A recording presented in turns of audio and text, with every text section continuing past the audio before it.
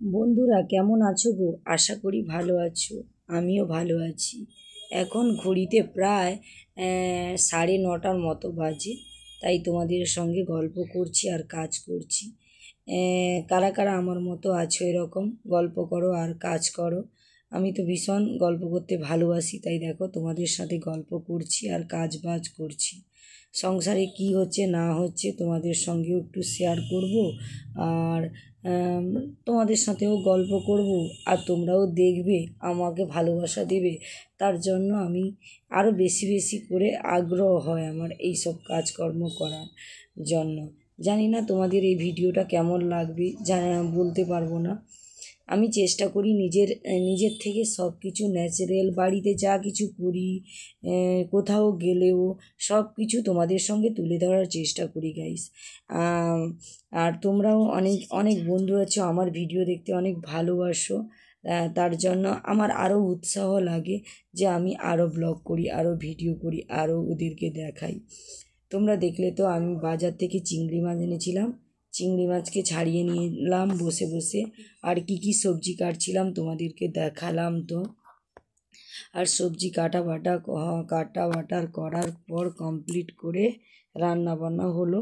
আজকে চিকেন হয়েছে, চিংড়ি মাছের মালাইকারি হয়েছে, 7 রকমের ভাজা হয়েছে।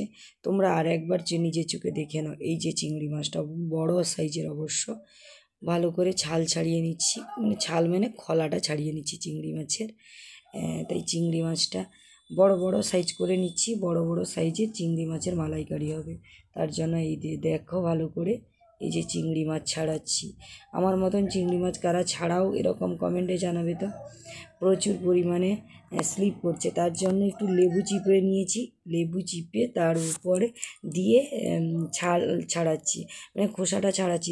তাহলে জিনিসটা সুন্দর হবে আর তাড়াতাড়ি উঠে যায়। আমি দেখলাম তেঁতুল বা লেবু চিপে দাও একটু, চিংড়ি মাছের উপর ছটপট হয়ে যাবে। আর এইখানে দেখো সবজি কাটাকাটি করছিলাম, তাই তোমাদেরকে দেখালাম।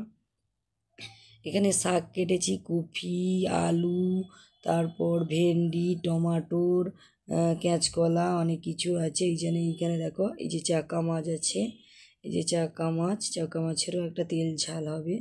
আর এইখানে দেখো চিংড়ি মাছের তরকারিটা বসছে। রান্না করছি, কাজ করছি, গল্প করছি, তোমাদের সঙ্গে সবটুকু শেয়ার করছি। এই যে দেখো আমার রান্না বান্না কমপ্লিট। দেখো আলু ভাজা, ভেন্ডি ভাজা, বড়ি ভাজা, আলু ভাজা, রুই মাছের তরকারি, চিংড়ি মাছের মালাইকারি, তারপরে ফুলকপি আলুর তরকারি, চিকেন। দেখো আজকে আমি কিভাবে রান্না করলাম। ওকে।